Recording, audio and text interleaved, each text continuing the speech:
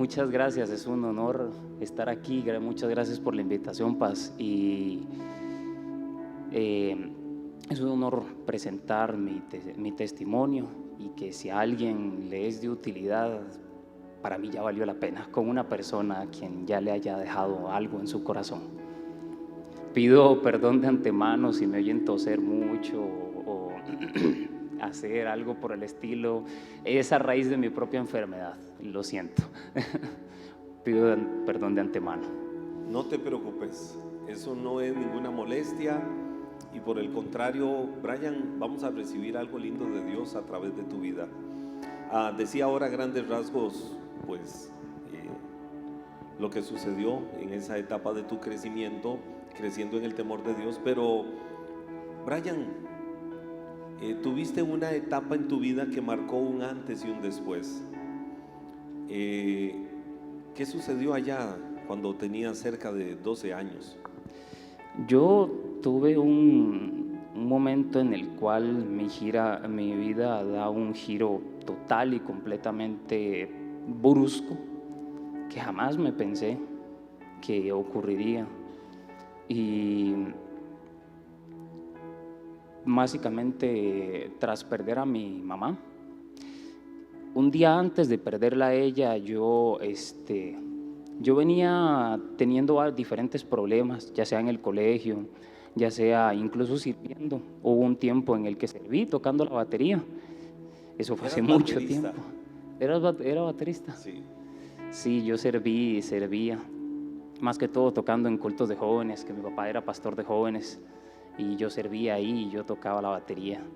Y de ahí empecé a tener ciertos problemas que fueron guardando ciertos rencores en mí, cosas que, como siempre me criaron dentro del Señor y demás, yo siempre me guardé, porque sentí que no era prudente yo liberar esto. Sentí que debía callarlo y simplemente guardarlo para mí. Pero creo que guardé tanto y fui guardando cada vez tanto, que llegó un punto en el que esto se rebalsó. Y un día antes de perder a mi mamá, yo tuve un problema, una discusión muy fuerte, que jamás pensé que yo le alzaría la voz siquiera a mi propia madre, y jamás pensé perderla un día después de eso, sin yo poder despedirme siquiera. Eso marcó un antes y un después en mí. La culpa y el resentimiento que eso significó para mí es algo que no puedo describir con palabras. Fue algo muy difícil de superar, incluso hasta el día de hoy no es fácil para mí. Todas esas palabras y todos esos errores que cometí siguen calando en mi mente y en mi corazón. En esos momentos en los que me siento bajo, en el que me siento derrotado, siguen volviendo a mí. Y no ha sido fácil. Ha sido un proceso muy largo, en el que se ha sentido como que he caminado por un desierto enorme y largo, y ya ni siquiera soy capaz de ver dónde inician mis huellas. Vuelvo a ver atrás y ya ni siquiera recuerdo cuándo empecé.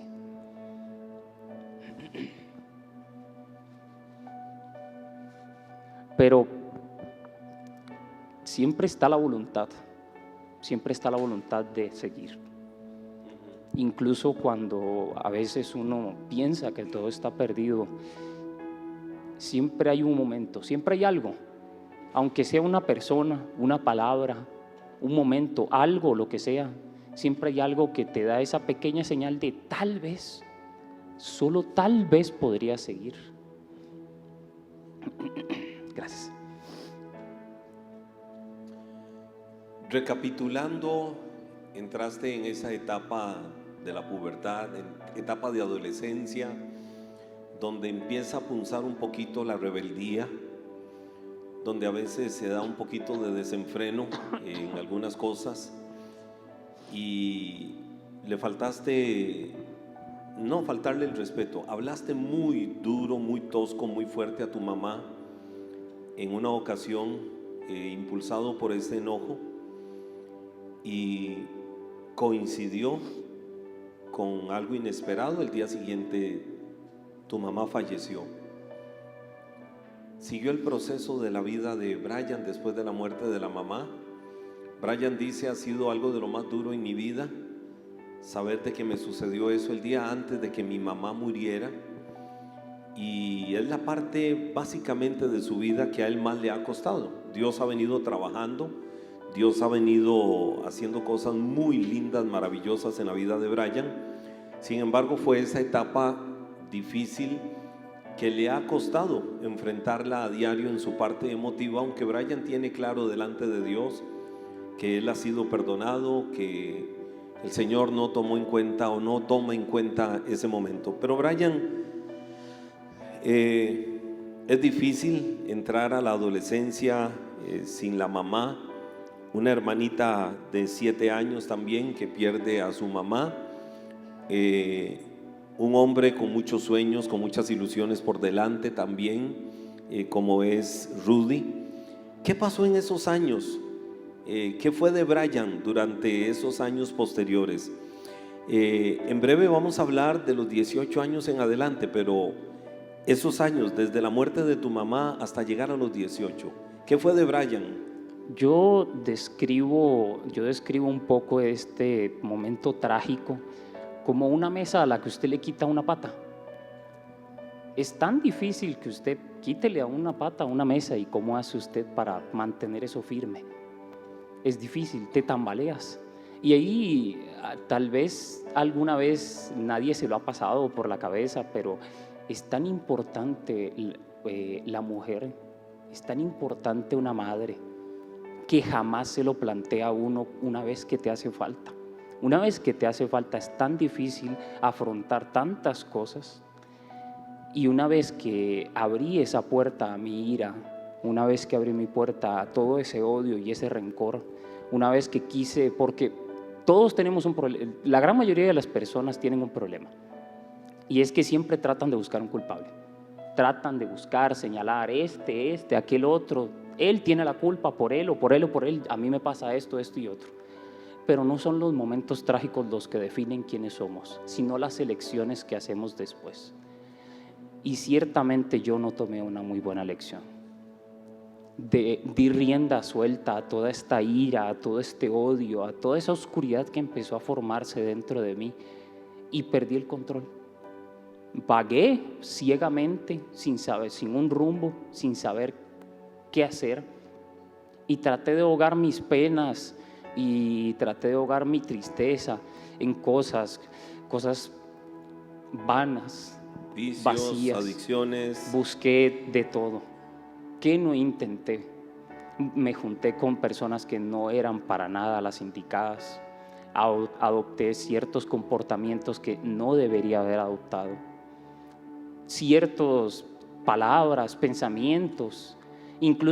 Llegué a despreciar gente, a desprestigiarlos, cuando nunca jamás se me habría ocurrido antes de eso hacerlo. Yo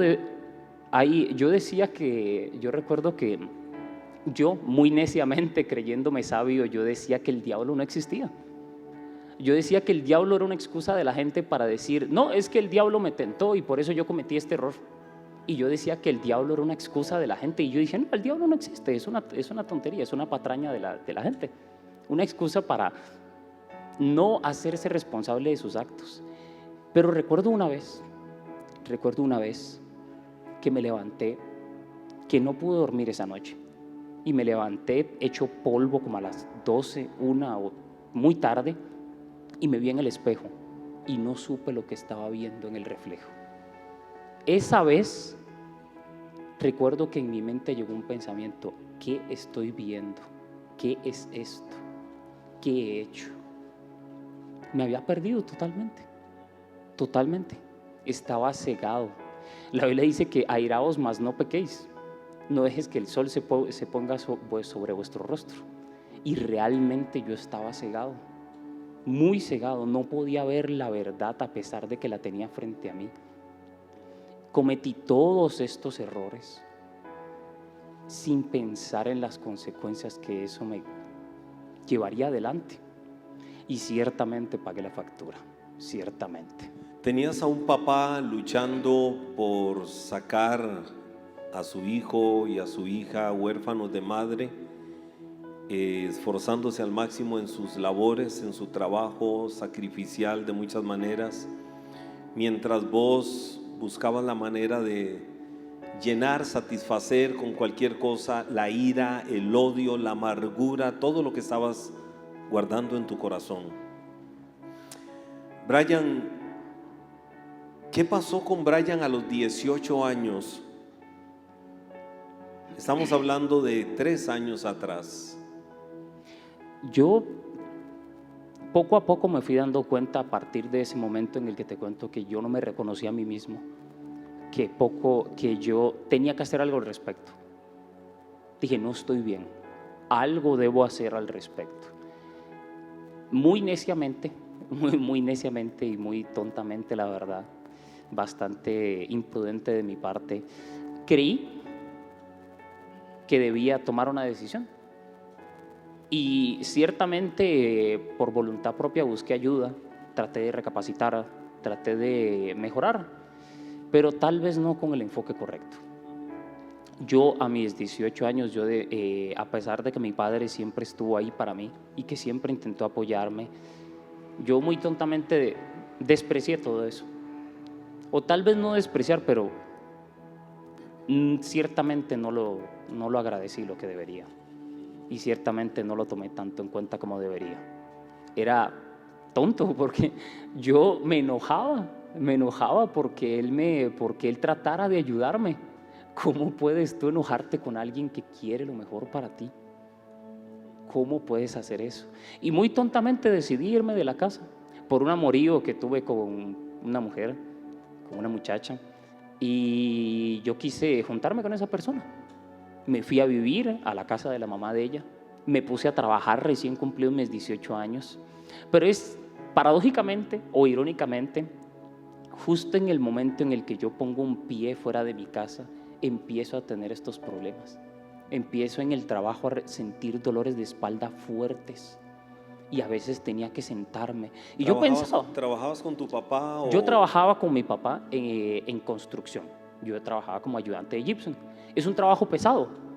Ciertamente tenés que cargar muchas cosas pesadas o hacer ciertos trabajos bastante cansados. Y yo decía, tal vez es cosa del cansancio, del trabajo, pero no. Los dolores seguían y seguían y seguían en aumento. Y paradójicamente incluso con estos dolores empezaba a tener problemas con esta pareja mía. Ya sea por su familia, porque su familia no me quería, o ya sea con su mamá o con sus amigos, o etcétera. Empecé a tener problemas. Creí que lo tenía todo bajo control. Creí que podía hacerlo, pero una parte muy al fondo de mí me decía de que algo no estaba yendo bien. Eran más intensos los dolores que sentías en tu espalda. Todo coincidió con que me fui de la casa, me fui a vivir con la muchacha que era tu novia, y simultáneo a eso empiezan tus dolores fuertes en la espalda. Yo, a raíz de estos problemas, yo digo, tengo que buscar, pues no es algo que me pueda tomar a la ligera. Por consejo de un familiar mío me dijo, vaya a verse, tienes que ir a verte, al rato y es algo grave. Tal vez tienes una hernia o algo, me dijeron. Y yo me fui a ver. Y la doctora que me atendió me dice, no muchacho, no hallo por dónde. Me revisó para arriba, para abajo, todo, nada. Me dijo, no te hallo, voy a tener que mandarte exámenes. Recuerdo que me mandaron una radiografía y me enviaron ¿cómo se llama? Olvidé el nombre. Resonancia. No, estos que le hacen a las embarazadas. Ultrasonido. Un ultrasonido. Me enviaron un ultrasonido y unas placas, gracias. Y recuerdo que yo me empecé a enfermar justo iniciando pandemia. Y recuerdo que yo fui a la cita, pero me la pospusieron. Me dijeron, muchachos, no lo podemos atender por temas de pandemia. El hospital estaba lleno, no había espacio para nadie. Entonces no me atendieron y no me atendían y me pospusieron la cita como 2 o 3 veces. Y yo, ahora, ¿yo qué hago? ¿Cómo me las arreglo? Recuerdo que mi pareja a veces me hacía masajes o me frotaba con cofal o me tomaba algunas pastillas y el dolor se iba, pero momentáneamente, pero siempre volvía. Y un momento en el trabajo, moviendo un material, unas láminas de gypsum, son muchas láminas de gypsum que tienen acomodados en un lugar para sacarlas. Yo con otros 2 muchachos, yo decido, tenemos que mover dicho material. Perdón, antes de que digas esta parte, que es muy importante. Yo conozco esto y muchos otros detalles del testimonio de Brian. Estaba Brian procurando verse médicamente qué era lo que tenía. Coincidió la situación de sus dolores y todo esto con el inicio de la pandemia.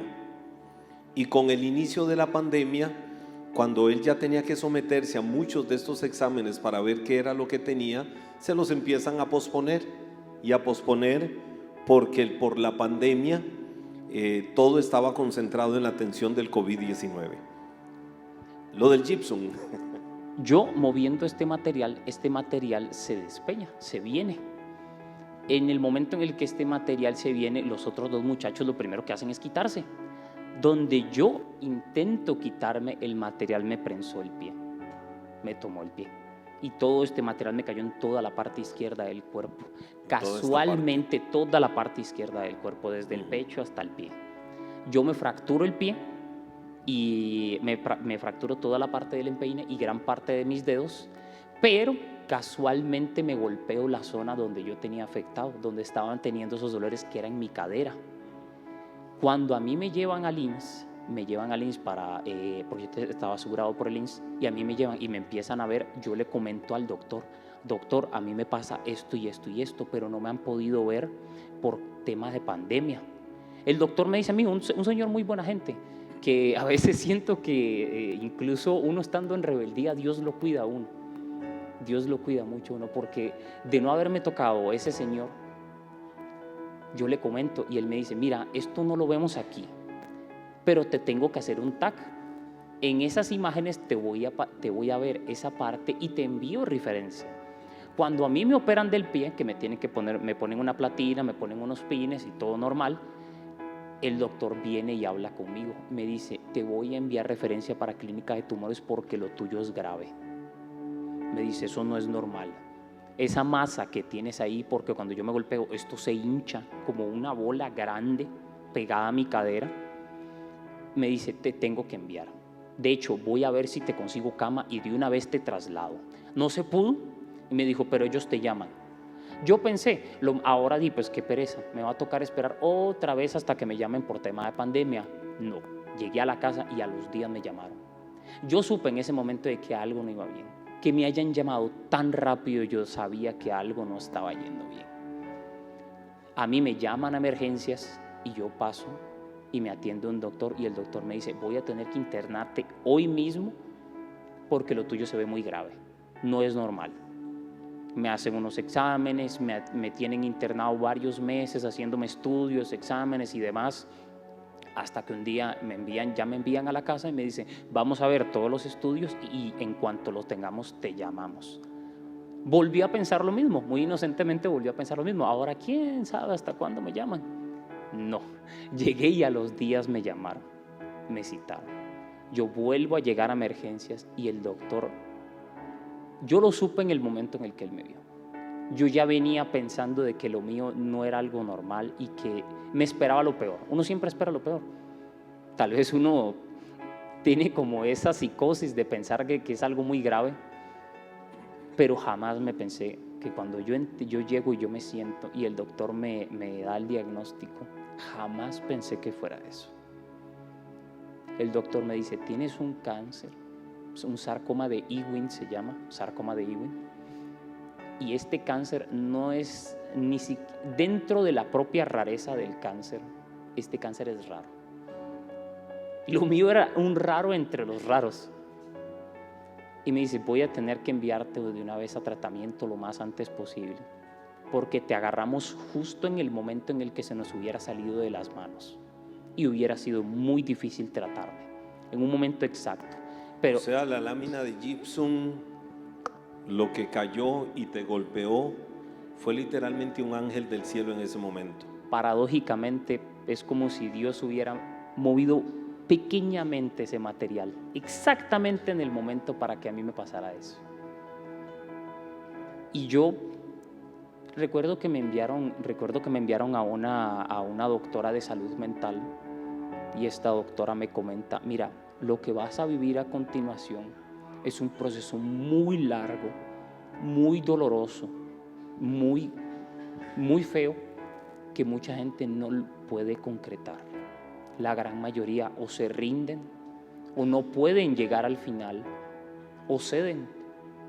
Incluso me comentaron, hay personas que terminan este proceso y estas personas quedan tan traumadas, quedan tan marcadas, que ellos no pueden volver a ver una pastilla, una inyección, un hospital, porque entran en pánico al recordar ese momento tan doloroso.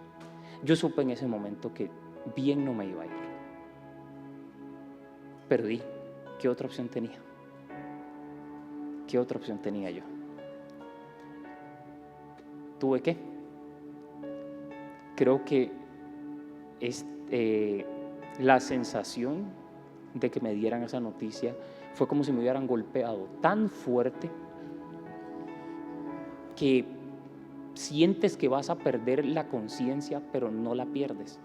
Tal vez, no sé si alguien se haya dado un golpe en bicicleta o algo por el estilo y se haya golpeado tan duro que siente que pierde la conciencia, pero sigue consciente. De esa forma me sentí, y sentí un escalofrío desde la punta de los pies hasta la coronilla, que horrible. Claro. Sentí el frío abrazo de la muerte en ese momento. ¿Le preguntaste algo a Dios? ¿Qué pasó en ese momento cuando literalmente la noticia que tenías y la sombra que tenías por delante era te espera la muerte? Yo creo que durante un tiempo, y al menos durante los primeros meses que me tocó empezar el procedimiento de quimioterapia, tratamientos y demás, creo que yo estaba en shock. Creo que yo me levantaba y me acostaba y comía y todo lo hacía en automático, como si yo fuera un zombie. Yo caminaba en automático. Recuerdo que mi pareja me hablaba: Brian, y yo a veces no respondía. Me había perdido totalmente. No sabía cómo afrontar esto. No sabía. La única forma que hallé de afrontar esto fue: ¿qué me queda? ¿Qué voy a hacer? ¿Qué más puedo hacer? Perdí. A veces recuerdo que cuando me sentía caído, débil y sentía que no podía más, paradójicamente siempre volvía a ver arriba. Y siempre, aunque no lo dijera con mi boca, de alguna forma desde lo más profundo de mí decía: Dios mío, sácame de aquí, por favor. Como si yo clamara desde lo más profundo de mí: Dios mío, ayúdame. Esta pareja me deja por problemas y demás, y eso no hizo más que empeorar este dolor que yo venía arrastrando. Pero cuando yo me dejo de esta pareja, y es algo que creo que es algo que me entristece a veces recordarlo, cuando a mí me deja esta pareja, yo tengo que ver a dónde me voy. ¿Ahora yo qué hago? No tengo trabajo, no puedo trabajar, no tengo dinero. ¿A dónde me voy yo? Yo acudo a mi padre. Y mi padre, que para nada lo merezco, para nada, en lo absoluto. Yo siento que no me merezco nada. Jamás él podría haberme cerrado la puerta de la casa y yo habría entendido que él lo hiciera, pero no. Él me recibe de vuelta. Y no solo eso, cuidó de mí en todo ese tiempo y veló por mí.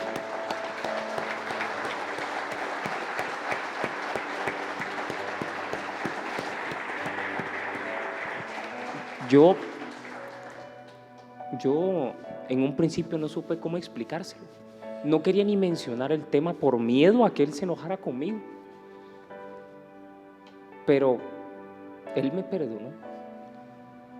Él me perdonó, cuidó de mí y hasta el día de hoy sigue apoyándome y sigue estando conmigo. En cada momento que me he sentido que ya no puedo más, siempre está ahí. Vamos en ese proceso. Vino la cirugía. ¿Qué pasó ahí? Yo llego a un punto en el que la idea era darme tratamiento de quimioterapia para reducir todo lo posible este tumor, porque el tumor era muy grande, no podían operarme y menos una operación tan grande. Por lo que la doctora me dijo, tenemos que reducirlo todo lo que podemos. Por lo que me dieron literalmente la dosis máxima que se le puede dar a una persona de quimioterapia. Tanto así que tuvieron que cancelarme un ciclo de quimioterapia, un último ciclo. Cuando ya esto se concreta, afortunadamente sale todo bien, se reduce en gran parte el tumor y a mí me preparan para cirugía. Si mal no recuerdo yo iba perdiendo por estadística. Estadísticamente yo iba perdiendo. O sea que yo iba con las de perder. Yo recuerdo decirme a mí mismo, ahora yo cómo voy a ir a meterme a esa sala de operación y ahora cómo yo aguanto esto. Cuando ya en los últimos ciclos yo sentía que ya no podía más. Yo dije, Dios mío, ¿cómo yo voy a ir a meterme ahí? Ya no puedo más. Ya no tengo fuerza. ¿Cómo yo voy a ir a afrontar este procedimiento?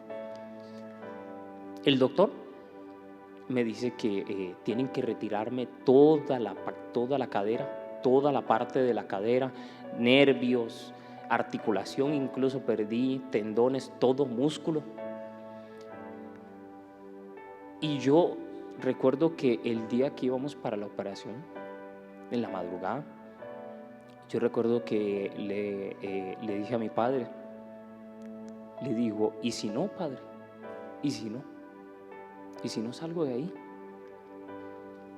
Yo me había dado por muerto, yo me había preparado mentalmente, o al menos había intentado prepararme mentalmente para ese día, porque yo pensé, para no despertar, para cerrar los ojos y apagarme. Espiritualmente, ¿estabas preparado para ese momento? Me sentía afligido. Yo iba afligido espiritualmente, porque no sabía qué me deparaba una vez que yo cerrara los ojos. Si iba a despertar, si cuando me tocara ir a pararme al de arriba, al Altísimo, ¿cómo yo iba a pararme frente a Él? ¿Con qué cara? Yo decía, ¿con qué cara voy a decirle a Dios todo lo que he hecho? ¿Cómo? Y recuerdo que mi padre me dijo una palabra que me quedó grabada muy dentro de mí, como estos versículos que recordarás para el resto de tus días. Y todo aquel que invocara el nombre del Señor será salvo. Cuando a mí me tienen en la sala antes de pasarme a sala de operación, yo cierro mis ojos y yo digo, Dios, si tú me sigues prestando vida, yo sigo. Hasta donde usted me dé cancha, hasta donde usted me permita seguir. Voy a intentar de verdad, si usted me da una segunda oportunidad, Dios, voy a intentar dejar atrás toda esta ira, todo este odio, y voy a intentar dejar de ser tan cascarrabias, dejar de quejarme por todo. Voy a dejar atrás todo esto y voy a intentar de verdad vivir, pero ya no más como antes, dejando atrás todo aquello que alguna vez fui. A mí me pasa y yo cierro mis ojos y yo siento como si hubiera caído desde lo más alto de un risco hacia el agua y me golpeo y me apago totalmente. Yo despierto asustado, yo despierto y veo para todo lado, no sé dónde estoy, no sé qué estoy haciendo, como si hubiera pasado un largo tiempo dormido. Y yo despierto y me veo y me empiezo a tocar por todo lado. ¿Dónde estoy yo? ¿Qué pasó conmigo? Si estoy vivo o muerto. Y me tocó la cadera. Yo sentí un dolor tan garrafal, tan horrible, pero en cuanto yo siento este dolor, yo me empiezo a reír. Entre un dolor horrible, yo empiezo a reírme. Yo me reía y yo me revolcaba de dolor y las enfermeras me veían asustadas porque me habían dado una anestesia para que yo pasara al menos unos días dormido. Y despertaste y 6 desperté horas a las pocas horas de haber salido de la operación. Yo me empiezo a reír como diciéndome a mí mismo, salí, gané.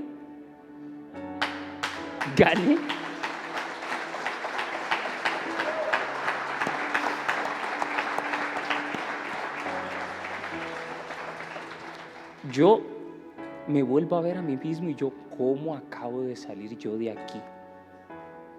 Literalmente venía los días anteriores pensando en que la muerte rondaba, me andaba persiguiendo. No era tu momento. Yo siento que sí. Yo siento que esa era mi hora. Yo siento que si de verdad yo me levanté de esa cama, no es por mí.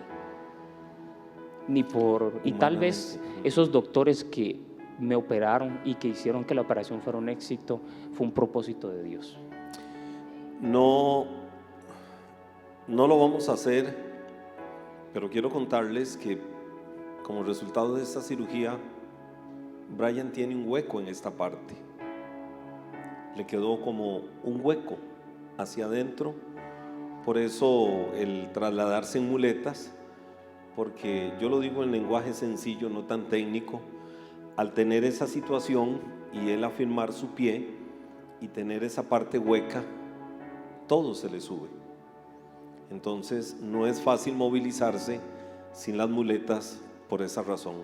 Yo es que al operarme, el doctor me comenta, la operación fue todo un éxito, todo salió bien, lo único que se complicó fue que perdiste mucha sangre.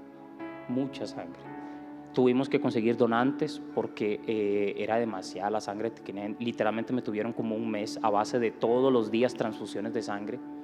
Y el doctor me comenta, te retiramos toda la cadera, músculo, incluso perdí una articulación. Yo este movimiento con esta pierna, que esta pierna está bien, yo no puedo hacerlo con esta. Yo no puedo levantar esta pierna así como esto, por más que yo lo intente.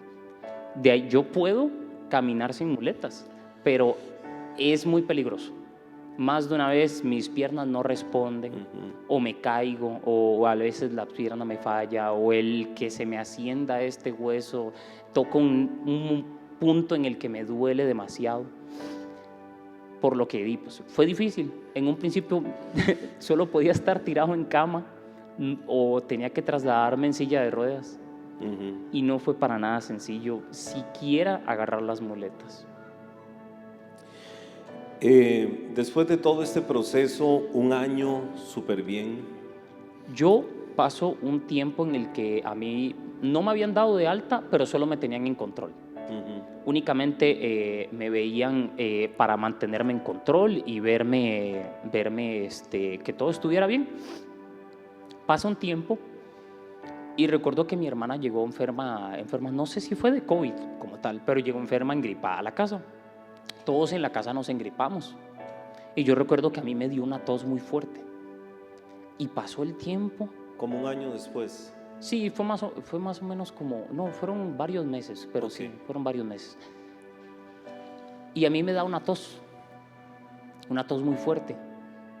Pero pasa el tiempo y yo pensaba que era lo normal de la gripe o de COVID o de lo que haya sido.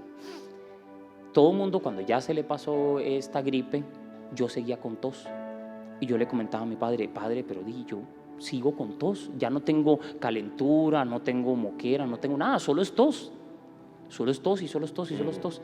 Vimos de mil y un formas que si pensamos que era un problema de mi garganta, que si pensamos que era algún problema producto de tanta quimioterapia o demás, pero nada. Y fuimos varias veces incluso a emergencias, me inyectaron, me enviaron pastillas, que si aquí, que si allá, que si esto, que lo otro, y nada, no se iba la tos. Y ya muy preocupados, como en 3 meses que llevaba yo con esa tos, más o menos como 3 meses llevaba yo con esa tos, muy preocupados, como no hallábamos solución, mi papá me decide hacer unos exámenes por fuera, por privado. Y en estos exámenes se ve. Hago un comentario antes de que Brian diga lo que va a decir. Prepárense porque esto no es Disney. Cuando digo esto no es Disney, la generalidad de las películas de Disney son las de un final feliz. Lo que Brian va a contar de aquí en adelante tiene que tener un final celestial, no de Disney, celestial. Y ahorita lo vamos a ver por qué.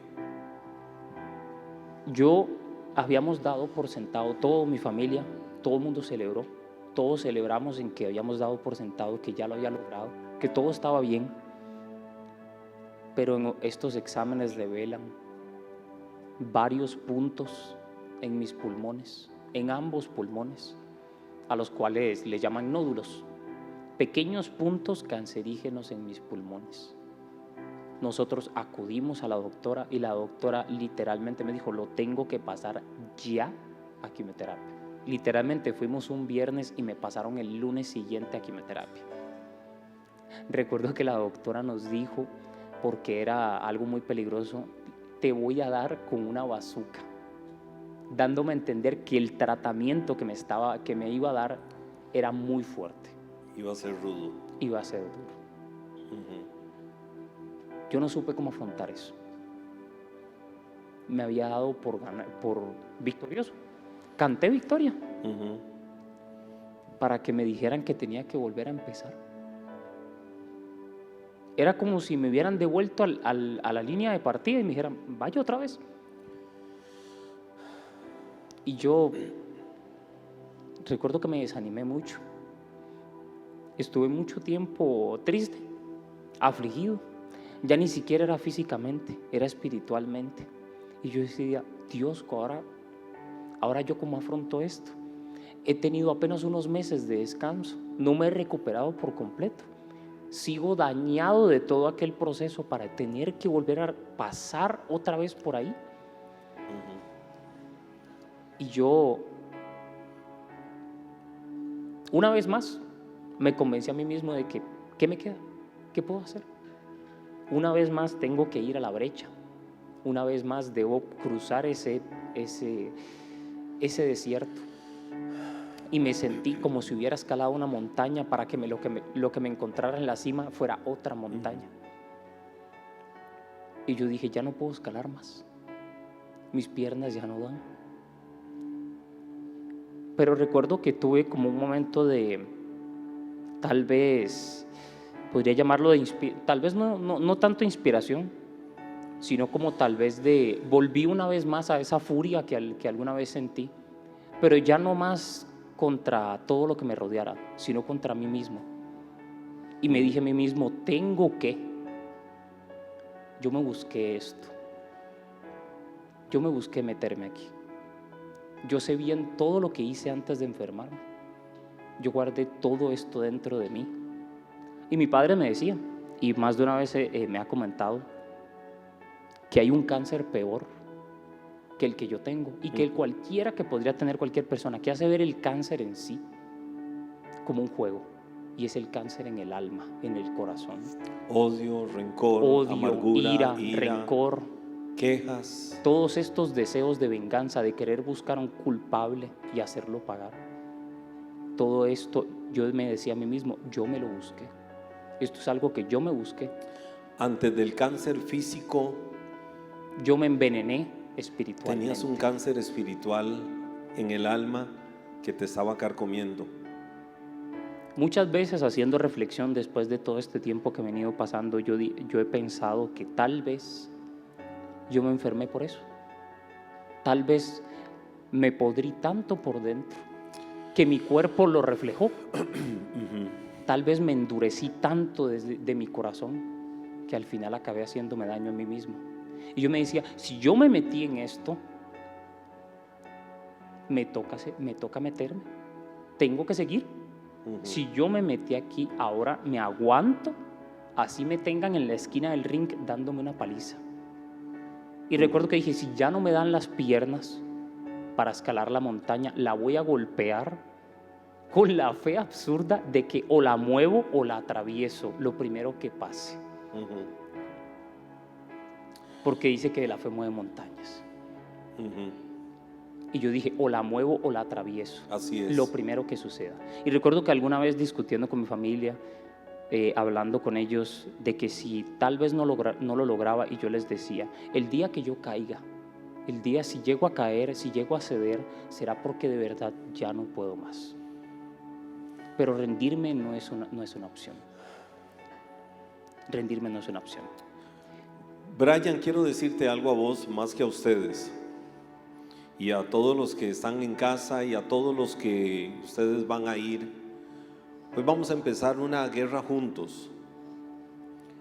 Brian decía, yo me gané todo esto.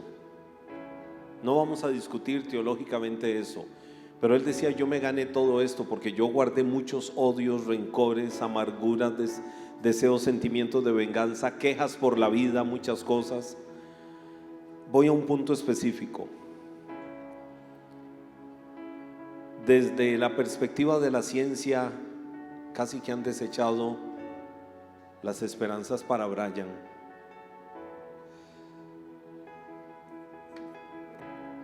Pero las puertas del cielo están abiertas.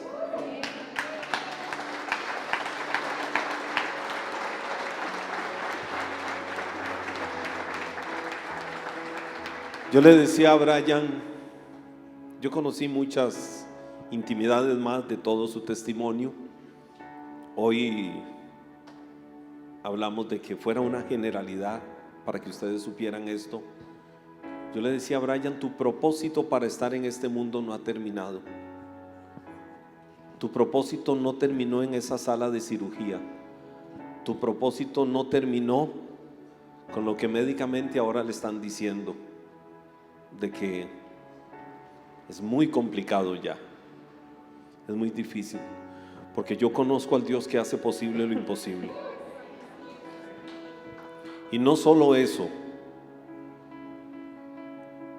el hecho de que Él esté aquí esta noche como un joven valiente a sus 21 años, firme, diciendo: mi testimonio, hay gente que lo tiene que escuchar, porque yo guardé odios, rencores, amarguras, deseos de venganza, tantas cosas, y ahora he tenido consecuencias.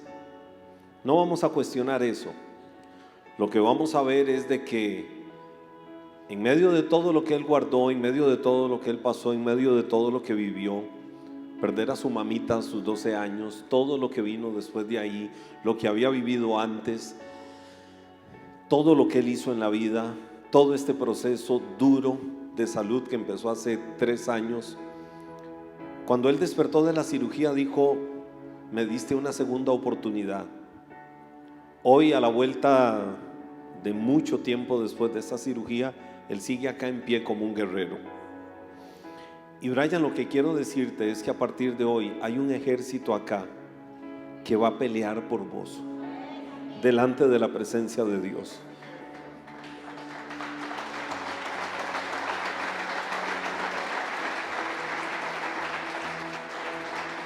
Y no solo eso,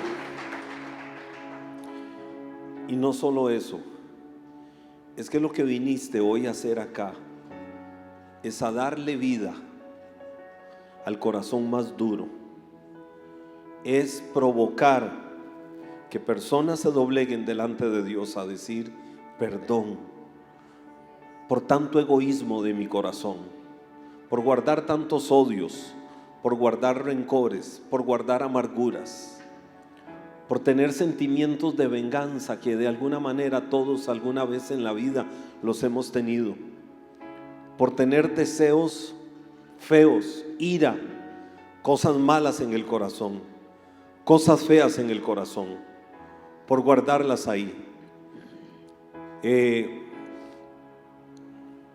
Yo creo que la experiencia, el testimonio de vida, lo que Brian nos ha dicho esta noche, y la guerra a la que nos vamos a unir a partir de hoy con Él, yo sé que espiritualmente la vamos a ganar, pero Él tiene que cumplir el propósito hasta el último día de su vida, que Dios diga que Él tiene que estar en esta vida.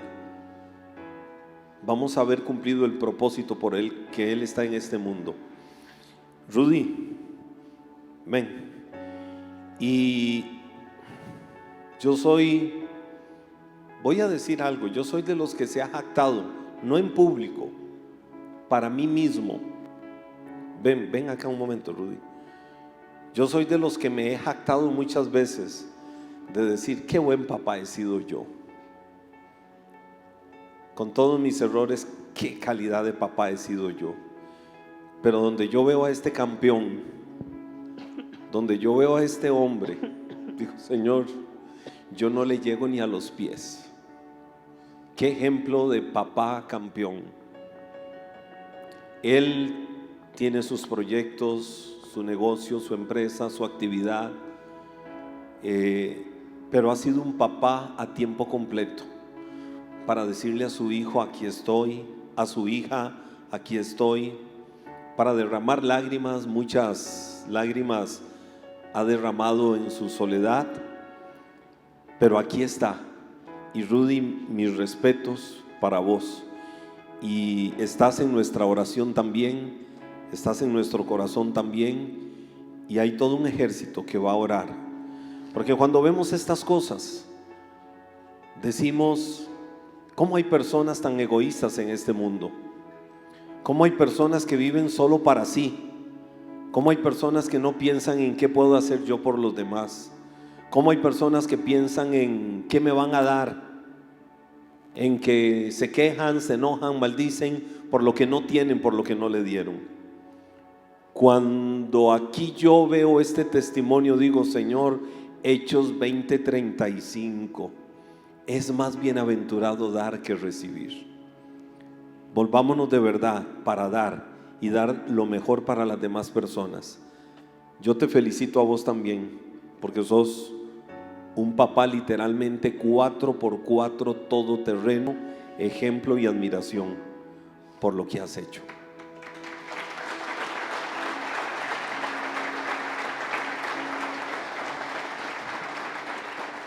Y Brian, yo sé, hijo, que hay mucho que vos pudieras contarnos, pero no quiero que vayas más allá.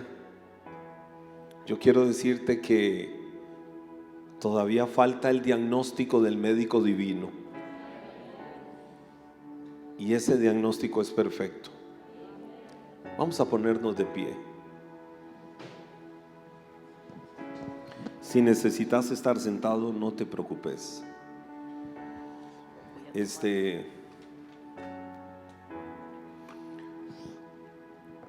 Aquí vas a tener un ejército de amigos, de amigas.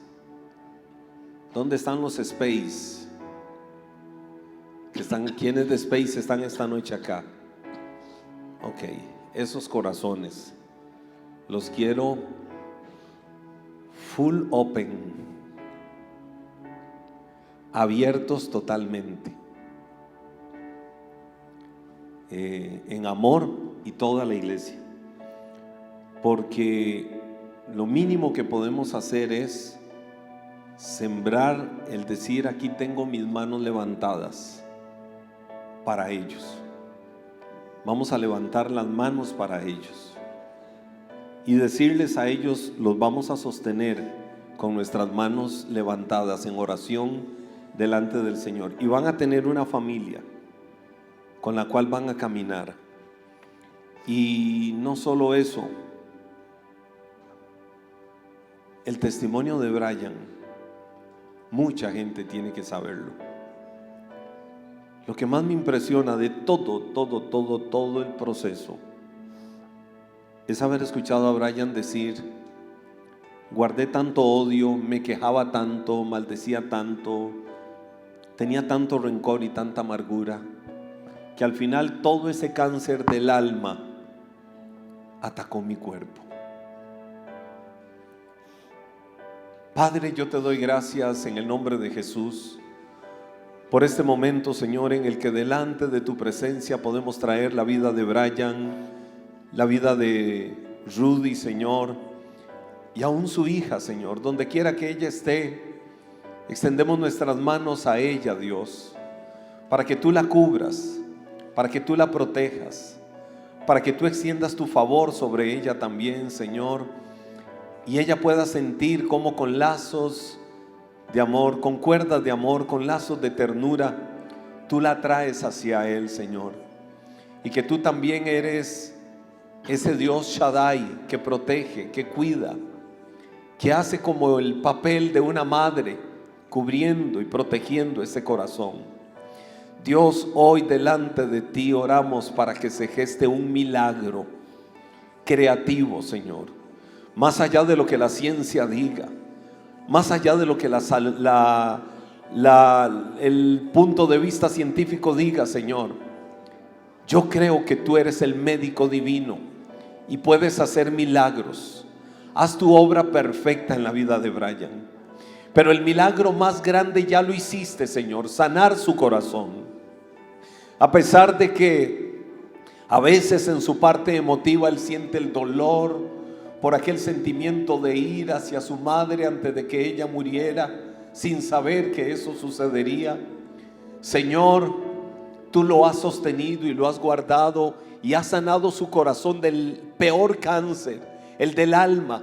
Lo has limpiado, lo has perdonado, lo has renovado, lo has restaurado. Y hoy Él está acá en este lugar testificando, Dios, que solo tu amor, que solo tu perdón. Y como dijo Brian, airémonos pero no pequemos. Que no se ponga el sol sobre nuestro enojo para no darle lugar a Satanás. Hoy, Dios, yo declaro que esta batalla la empezamos a ganar y la empezamos a pelear como un ejército delante de tu presencia en el nombre de Jesús. Y cubrimos, Señor, a esta familia con tu amor. Y yo te doy gracias por la existencia de ellos. Yo te doy gracias porque, Señor, tú tenías que traerlos como los mejores maestros de tu palabra hecha vida para enseñarnos a nosotros a dejar de ser tan egoístas, tan ensimismados, tan buscadores de nuestro propio bien, Señor. Cuando hay almas que se están perdiendo, cuando hay almas que están muriendo sin Dios y sin esperanza. Dios, hoy te doy gracias por ellos.